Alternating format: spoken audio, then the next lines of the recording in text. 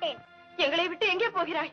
எனக்கென்று ஒரு உலகம், என் நாடு, என் மக்கள் என்று ஏற்படுத்திக் கொண்டு தனிமையில் இருக்க போகிறேன். முடிந்தால் என்னை எல்லாரும் அங்கு வந்து பாருங்கள்.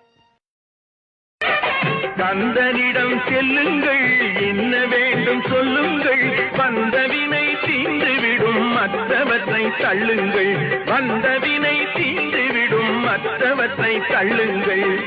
கந்தன் காலடியை வணங்கினான், கடவுள்கள் யாவரையும் வணங்குதல் போ. மனிதர் உணர்ந்து கொள்ள இது மனிதர் காதல் அல்ல.